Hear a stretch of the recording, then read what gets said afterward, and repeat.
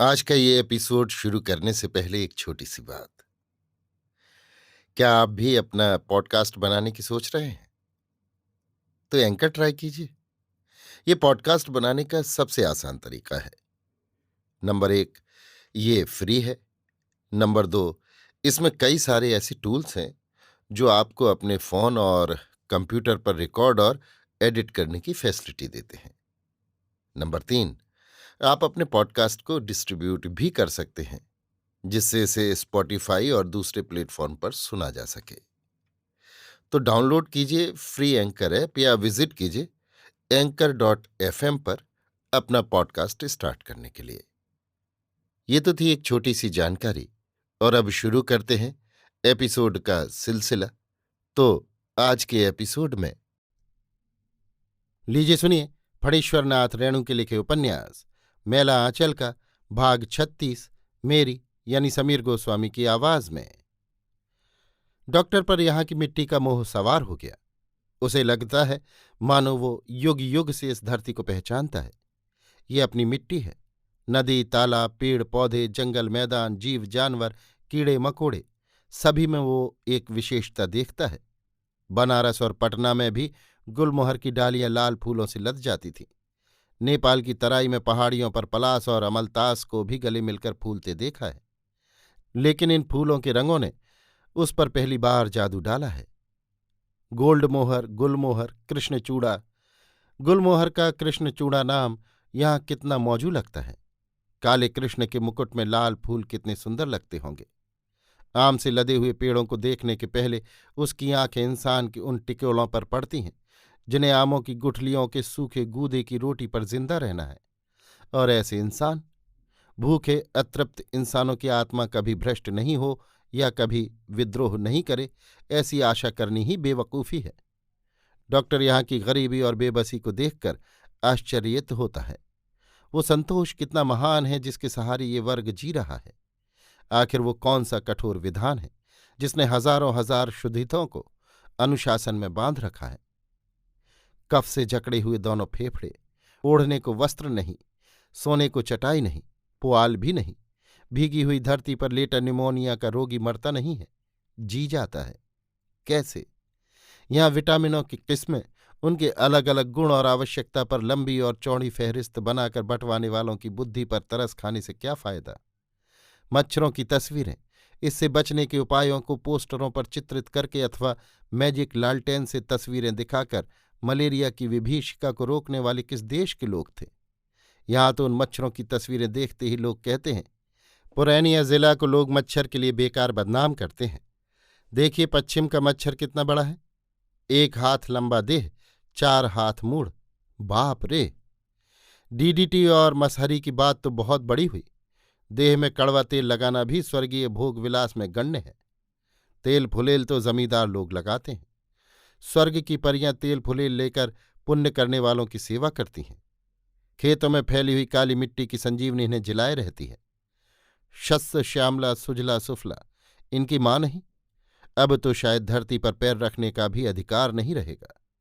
कानून बनने के पहले ही कानून को बेकार करने के तरीके गढ़ लिए जाते हैं। सुई के छेद से हाथी निकाल लेने की बुद्धि ही आज सही बुद्धि है। और लोग तो बकवास करते हैं, बुद्धि विभ्रम रोग से पीड़ित हैं।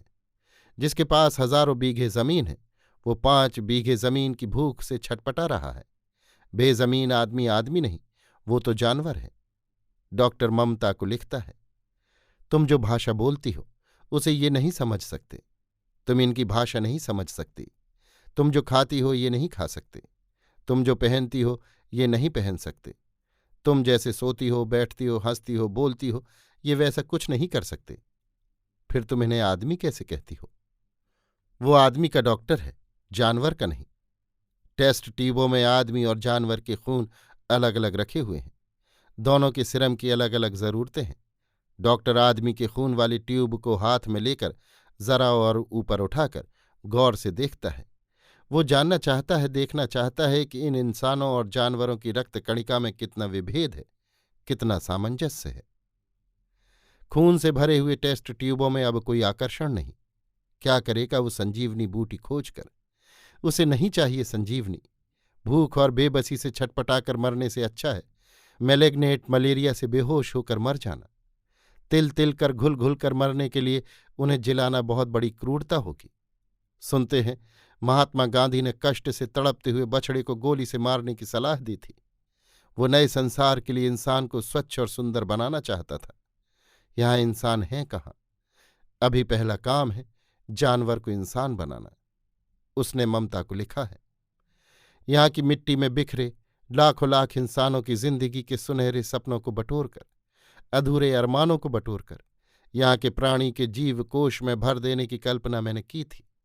मैंने कल्पना की थी हजारों स्वस्थ इंसान हिमालय की कंदराओं में त्रिवेणी के संगम पर, अरुण तिमुर और सुणकोशी के संगम पर एक विशाल डैम बनाने के लिए पर्वत तोड़ परिश्रम कर रहे हैं। लाखों एकड़ बंध्या धरती कोशी कवलित मरी हुई मिट्टी शस्य श्यामला हो उठेगी। कफन जैसे सफेद बालू भरे मैदान में धानी रंग की जिंदगी के बेर लग जाएंगे। मकई के खेतों में घास गढ़ती हुई औरतें बेवजह हंस पड़ेंगी। मोती जैसे सफेद दांतों की चमक। डॉक्टर का रिसर्च पूरा हो गया, एकदम कंप्लीट। वो बड़ा डॉक्टर हो गया। डॉक्टर ने रोग की जड़ पकड़ ली है। गरीबी और जहालत इस रोग के दो कीटाणु हैं। एनोफ्लीज से भी ज्यादा खतरनाक, सैंड फ्लाई से भी ज्यादा जहरीले हैं यहाँ के। सैंड फ्लाई यानी काला आजार का मच्छर। नहीं, शायद वो कालीचरण की तरह तुलनात्मक उदाहरण दे बैठेगा। कालीचरण किसानों के बीच भाषण दे रहा था। ये पूंजीपति और जमींदार खटमल और मच्छरों की तरह शोषक हैं। खटमल इसलिए बहुत से मारवाड़ियों के नाम के साथ मल लगा हुआ है, और जमींदारों के बच्चे मिस्टर कहलाते हैं। मिस्टर मच्छर। दरार पड़ी दीवार, ये गिरेगी, इसे गिरने दो। ये समाज कब तक टिका रह सकेगा? कविवर हंस कुमार तिवारी की कविता की कुछ पंक्तियां याद आती हैं। दुनिया फूस बटोर चुकी है, मैं दो चिनगारी दे दूंगा। गुलमोहर, आज का फूल, सारी कुरूपता जल रही है, लाल लाल। कमल कमला नदी के गड्ढों में कमल की अधमुनी कलियां अपने कोश में नई जिंदगी के पराग भरकर खिलना ही चाहती हैं। ओ तुम कमला, इतनी रात में अकेली आई हो? डॉक्टर, बोलो, सच बोलो। मैं 1.5 घंटे से खड़ी देख रही हूं। तुमको क्या हो गया है? क्या तुम्हें भी अब डर लगता है? सिर चकराता है? देखो, कान के पास गर्मी सी मालूम होती है, दुनिया घूमती सी मालूम पड़ती है। Doctor, doctor, Pyaru. कमल की भीनी भीनी खुशबू, कोमल पंखुड़ियों का कमनीय स्पर्श। कमला, ओह, मैं कमला की गोद में हूं। मुझे नींद न लग जाए, मुझे उठकर बैठ जाना चाहिए। मेरी मंजिल। कमला, चलो तुम्हें पहुंचा दूं। लेटे रहो बेटा। ओह, मौसी तुम आ गई। प्यारू कहता है कल सुबह से सिर्फ चाय पीकर है, तो सिर नहीं चक्कर देगा। अभी आप सुन रहे थे फणीश्वरनाथ रेणु के लिखे उपन्यास मैला आंचल का भाग 36, मेरी यानी समीर गोस्वामी की आवाज में।